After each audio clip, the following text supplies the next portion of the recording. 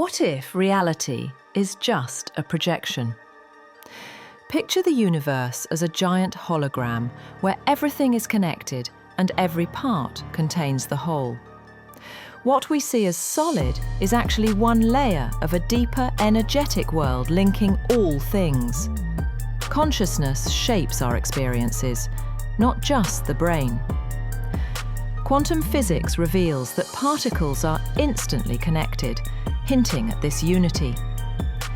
The brain decodes reality in holographic patterns, supporting the theory that mind and matter are entwined. Strange events like telepathy, near-death experiences, and the placebo effect show how thoughts can influence reality.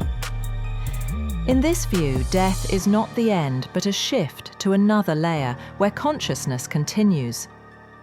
What if nothing is truly separate? Intrigued? Check out Be Inspired's He Cracked Multiple Realities, Then Died video via the link in the description.